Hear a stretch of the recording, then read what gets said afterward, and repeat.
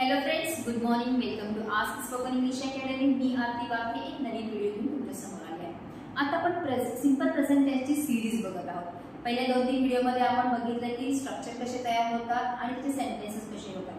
आता आपण बघणार आहे जर आपल्याला एखादा सेंटेन्स जर निगेटिव्ह करायचा झाला तर ते कसं होईल. ऑलरेडी आपण मागच्या व्हिडिओमध्ये जेव्हा प्लुरल फॉर्म्स होते सब्जेक्टचे तेव्हा कसं वापरायचं ते बघितलं. तर आजचा जो व्हिडिओ आहे तो आहे सिंग्युलर जर सब्जेक्ट असेल तर त्याचा आपण सेंटेन्स निगेटिव्ह कसं करू शकतो. आणि as I already told you that जेव्हा इंटरोगेटिव्ह सेंटेन्स करायचं असेल किंवा निगेटिव्ह सेंटेन्स करायचं असेल we need helping verb or the modal auxiliary verb.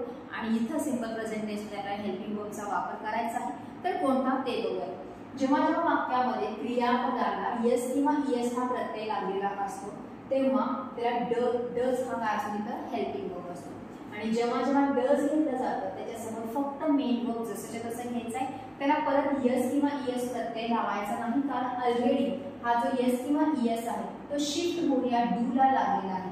जसं आपण बघितलं होतं जर प्लुरल सब्जेक्ट असेल तर आपण मेन वर्ब घेतो आणि मेन वर्ब असेल तर डू लागलेला असतो.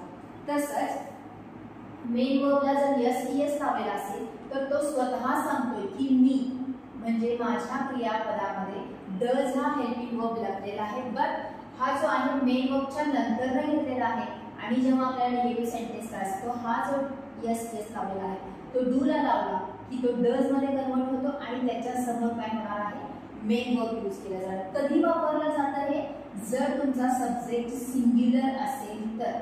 सिंग्युलर सब्जेक्ट म्हणजे सिंग्युलर नाउन किंवा सिंग्युलर प्रोनाउन जसं की ही शी इट असेल धिस असेल दॅट असेल हे झाले प्रोनाउन्स. आणि नाउन म्हणजे कोणाचंही नाव जे सिंग्युलर असेल जसं की टेबल असेल फॅन असेल सचिता असेल आरती असेल राजकुमार असेल बॉय असेल गर्ल असेल डॉग असेल त्याच्यानंतर बर्ड असेल त्याच्यानंतर बिल्डिंग असेल सिटी असेल रिव्हर असेल कोणताही एक प्रॉपर नाव पण तो सिंग्युलर असणं गरजेचं आहे.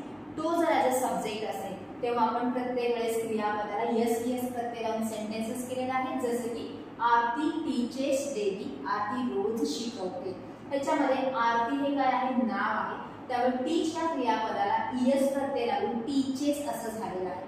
ते जर आय प्रोनाउन असलं असतं तर आय टीच असं झालं असतं. पण आय हा प्रोनाउन नसून तिथं आरती हे प्रॉपर नाउन आहे आणि ते सिंग्युलर आहे त्यामुळे आपण टीचला इएस प्रत्यय लावून टीचेस असं केलेलं आहे. म्हणजे ज्या वाक्यामध्ये क्रियापदाला यस किंवा इएस प्रत्यय लावलेला असतो तर तिथं डज असतं. फॉर एक्झाम्पल गो क्रियापद आहे त्याला इएस प्रत्यय लावलेला आहे म्हणून तो त्याला गोज.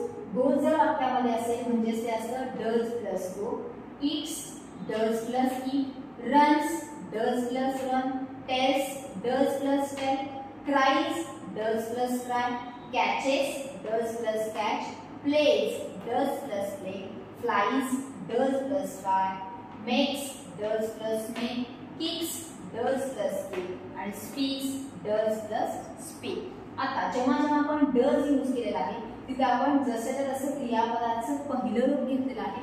यस परत तिथे प्रत्यय लावलेला नाही कारण तो प्रत्यय आपण डू सोबत म्हणजे ते डज मध्ये कन्वर्ट करून घेतलेला आहे आणि जसं तसं फर्स्ट फॉर्म ऑफ वर्ब घेतलेला आहे.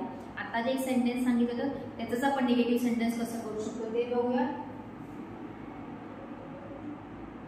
आरती टीचेस इंग्लिश डेली आरती रोज इंग्रजी शिकवते. ह्याचा निगेटिव्ह करत असताना आपण आरती नॉट टीचेस इंग्लिश डेली असं होऊ शकत नाही किंवा आरती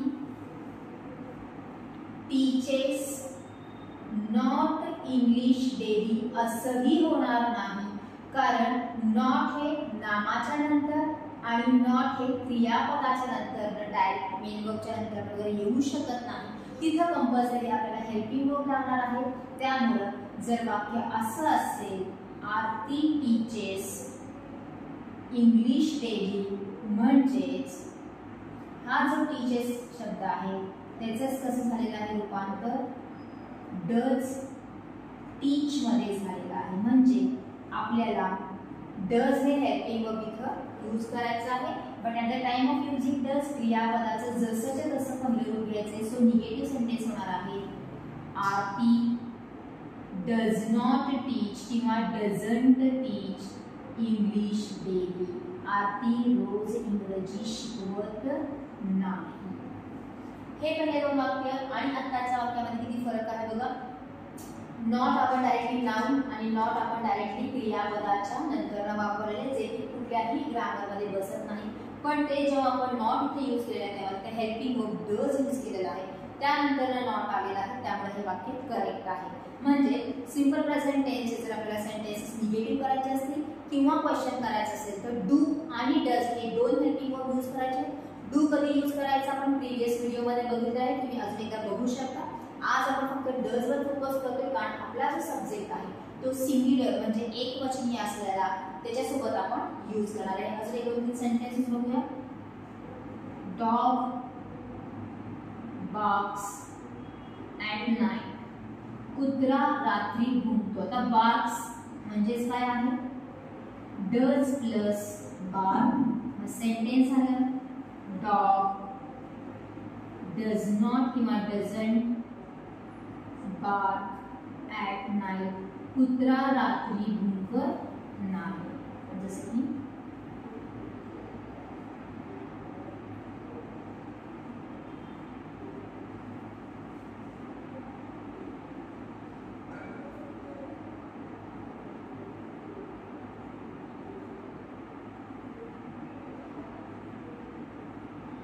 Wasim learns English at 6 PM. Wasim 6 वाजता इंग्रजी शिकतो. लर्न्स म्हणजेच काय झालेला आहे, डज प्लस लर्न म्हणून Wasim does not learn English at 6 PM. Learns झालं, does not learn at the time of negative sentence. हे जे आहे आपल्याला समजण्यासाठी आपण मुद्दाम असं केलेलं आहे, ते प्रत्येक लिहायची गरज वाटत तर नाही. जर तुम्हाला वाटत असेल की नाही माझं चुकण्याची शक्यता आहे तर बेस्ट वे तुम्ही असं खाली लिहा, एक ओळ गेली हरकत नाही, त्याच्यानंतर निगेटिव्ह सेंटेन्स करा म्हणजे तुम्हाला इझी जाईल. कसं डायरेक्टली जेव्हा तुम्ही असं कराल जसं की लर्न झालं की डज नॉट लर्न, हे कुठून आलं बाबा ची जर शंका येत असेल पहिल्या थोड्या सेंटेन्सेस मध्ये तुम्ही अशा प्रकारे लिहा म्हणजे तुम्हाला समजेल की हा हे असं फॉर्म होता आणि त्याचा ह्याच्यामध्ये चेंज झालेला आहे आणि आता मी निगेटिव्ह ह्याचा करू शकतो. म्हणजेच निगेटिव्ह सेंटेन्स करत असताना आपण इथे डज वापरतो. What about the question? then जर मला प्रश्न करायचा झाला तर कसं करू शकतो. Already we have the helping verb, we have the main form. Just आपल्याला काय करायचं तर प्लेस ऑफ सब्जेक्ट आणि हेल्पिंग वर्ब चेंज करायचं. जसे की आरती टीचेस इंग्लिश डेली. आरती रोज इंग्रजी शिकवते. आरती रोज इंग्रजी शिकवत नाही. आरती रोज इंग्रजी शिकवते का हा जर प्रश्न विचारायचा झाला तर होईल does Aarti teach English daily. Aarti रोज इंग्रजी शिकवते का.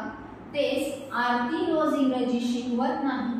आरती रोज इंग्रजी शिकवत नाही का हा जर प्रश्न असेल तर does Aarti not teach English daily. Aarti रोज इंग्रजी शिकवत नाही का. शॉर्ट फॉर्म पाहिजे असेल तर आपण डायरेक्टली डझंट यूज करू शकतो. सेम सेंटेन्सचा अर्थ होणार आहे, फक्त चेंज होणार आहे the form of negative. Does नॉटचा आपण यूज केलेला आहे डझंट. मग चार वाक्य एकदम कशी झाली. Aarti teaches English daily. Aarti does not teach English daily. Does Aarti teach English daily. Does Aarti not teach English daily. प्रत्येक वेळेस एकाच वाक्याचा आपण चार प्रकारे सेंटेन्स करू शकतो. अफर्मेटिव्ह, निगेटिव्ह, इंटरोगेटिव्ह आणि इंटरोगेटिव्ह निगेटिव्ह. याचं कसं होईल मग dog barks at night. Dog doesn't bark at night. Does dog bark at night आणि doesn't dog bark at night. हे सेंटेन्स कसं होईल. Wasim learns English at 6 PM. Wasim does not learn English at 6 PM. Does Wasim learn English at 6 PM? आणि doesn't Wasim learn English at 6 PM? म्हणजे learns जे काय आहे ते does learn मध्ये आपण कन्वर्ट केलं आणि मग त्याचे चार प्रकारे वाक्य केले. अजून एक दोन सेंटेन्सेस बघूया म्हणजे तुम्हाला इझी होईल.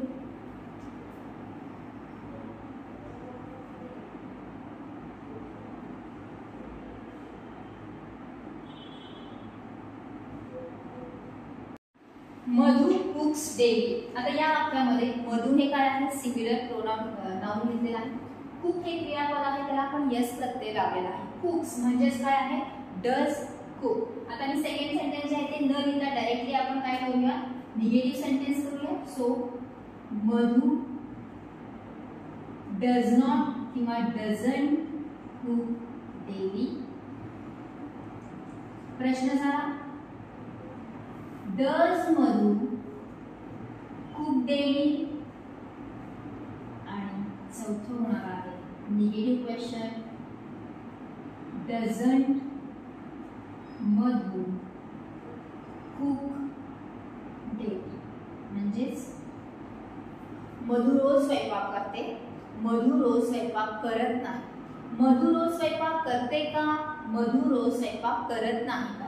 कुक्स जेव्हा इथे घेतलेला आहे, हा जो यस आहे तो आपण इकडे घेतलेला आहे, त्यामुळे फक्त कुक काय आलेला आहे, हेल्पिंग वर्बच्या सोबत जसंच्या तसं आलेला आहे। Again we didn't use yes और ईएस। अजून एक बघूया,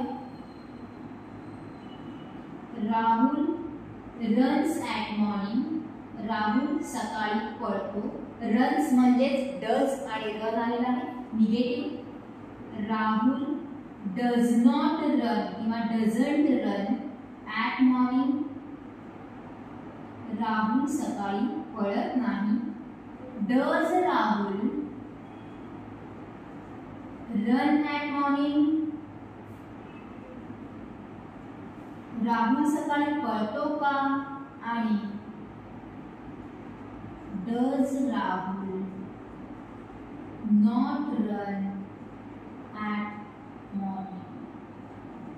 राहुल सकाळी पळत नाही का।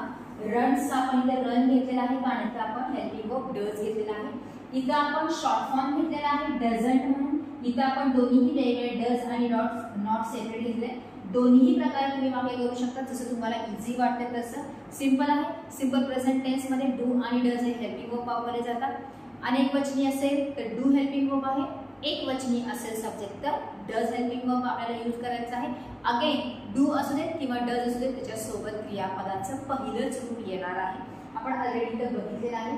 अगेन तुम्हाला प्रॅक्टिसेस करायचे आहेत, दोन्ही व्हिडिओ सारखं बघा। आपण मुद्दामून सिरीज घेत आहोत की सेंटेन्सेस कसे होतात, क्वेश्चन्स कसे होत असतात, हेल्पिंग वर्ब शिवाय सेंटेन्सेस कसे होतात वगैरे। त्यामुळे जे हे series of simple present tense आहे ते सारखं बघा, म्हणजेच ते तुमच्या लक्षात येणार आहे। एका व्हिडिओमधून समजणार नाही, तर आपण मुद्दामून छोटे वेगळे व्हिडिओ केलेले आहेत। So this is for today. Again I tell you, practice practice practice. तुम्हाला प्रॅक्टिसच करायचे आहे, otherwise no use to learn by a single video. त्यामुळे भरपूर सारे सेंटेन्सेस लिहा आणि त्याचा बोलण्याचा प्रयत्न करा, त्याचा वापर करू। So this is for today.